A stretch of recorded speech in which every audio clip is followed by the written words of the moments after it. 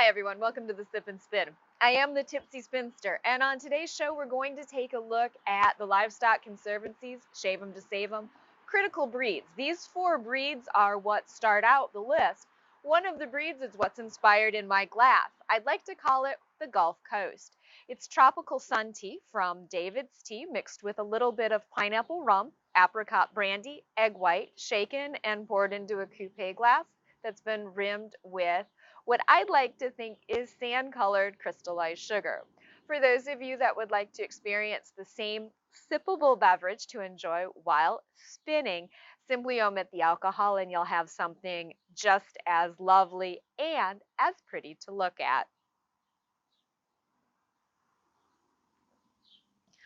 Quick share. Our first show, I took a look at the 2 recovering breeds, and those are all the way over at the other end of the list. I went from one end of the spectrum and now I'm back over on the other end, and I wanted to show you the 2 yarns that I made from the recovering breeds. The first one, of course, is Tango the Shetland lamb.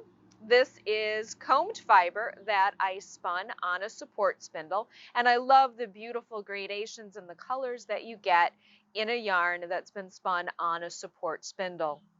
Next to it is Jumper the U, which is a Southdown example. And if you'll notice, there are quite a bit of inconsistencies. This fiber was a challenge for me to spin, and I loved every single minute of it. It was so springy and soft, and I can't wait to see what I knit with this fiber. I didn't get frustrated at all because I knew I was just going to let this yarn become what it wanted to become. And you know what? I'm pretty excited with what I saw.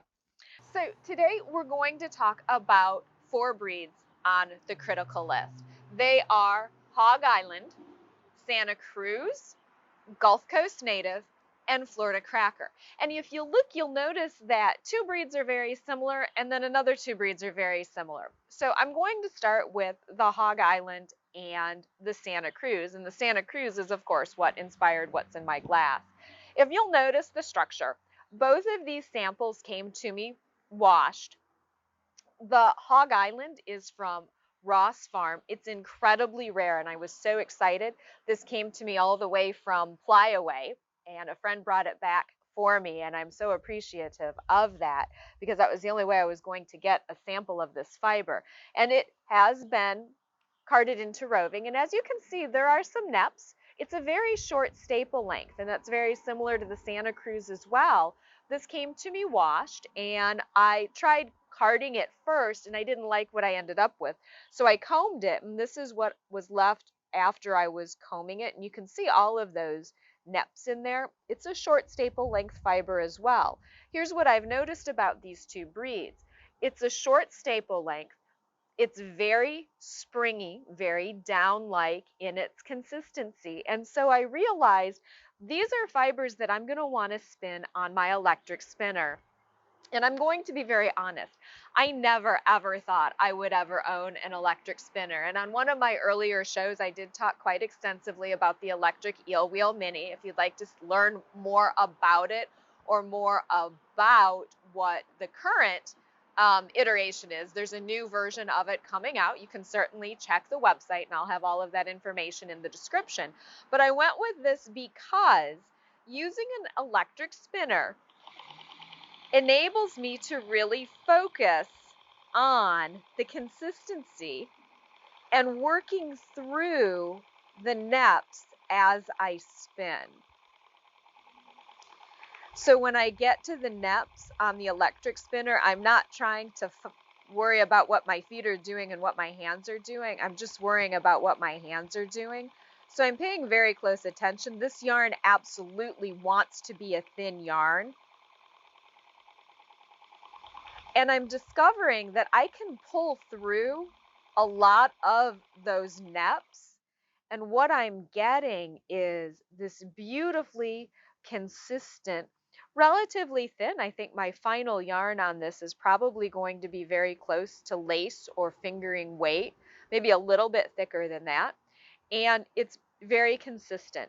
And that's one of the things that I'm really liking about using the e-spinner. So I will be using the e-spinner for both of these samples.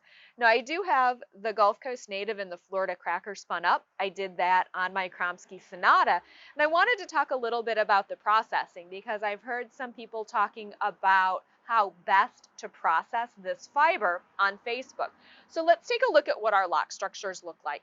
Both the Gulf Coast Native and Florida Cracker have very similar lock structures. Florida Cracker is just a little bit longer.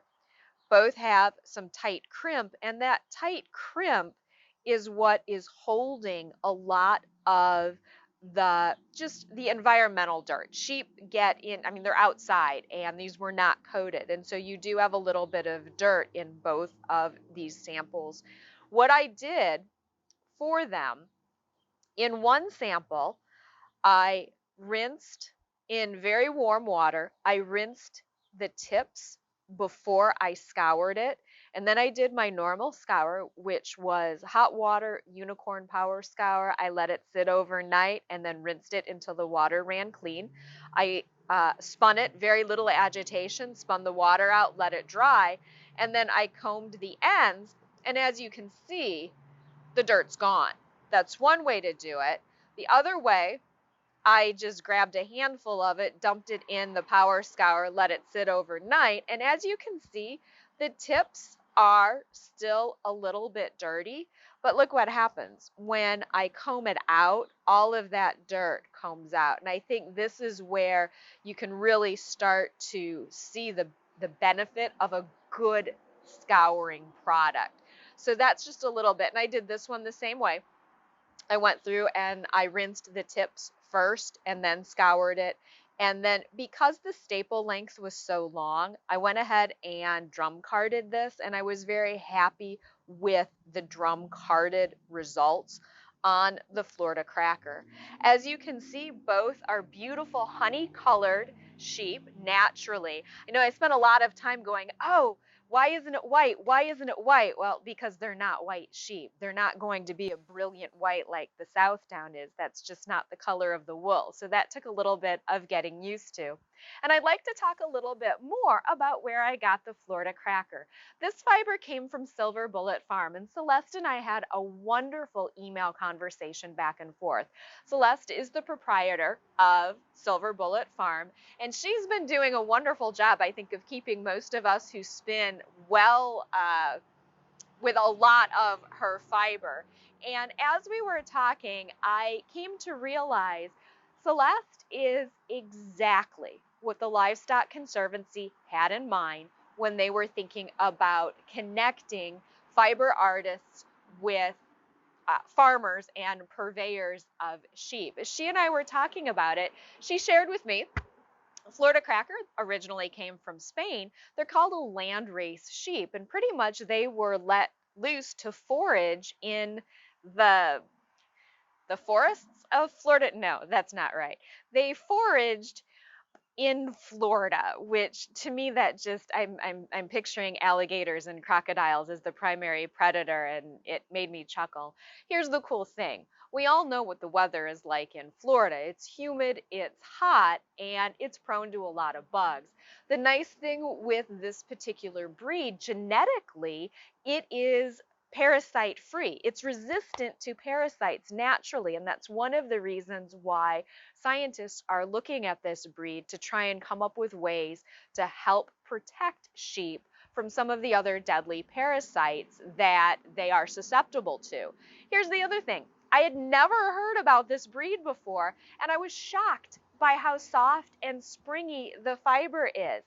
It doesn't have the same bounce as the down, the Southdown, and some of these others, but the crimp reminds me a lot of, as I was thinking, I'll have to go back and I'll have to look at my notes, but it reminds me a lot of other breeds that I've worked with that are incredibly well known.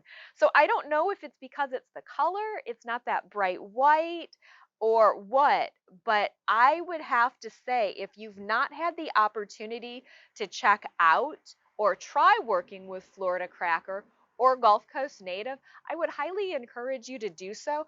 I think we're going to see a lot more fiber artists pick and choose to work with this fiber. It's kind of an underdog fiber, and I don't think it gets the credit that it probably deserves. I had so much fun learning about these critical breeds and working with them. I can't believe how soft the Hog Island and the Santa Cruz are. It reminds me so much of cotton, and I'm surprised by how versatile the Gulf Coast native and the Florida cracker is. I'm looking forward to building projects with both of these to really showcase what their strengths are, and I encourage you to check them out as well. Thank you so much for tuning in today. As always, happy spinning.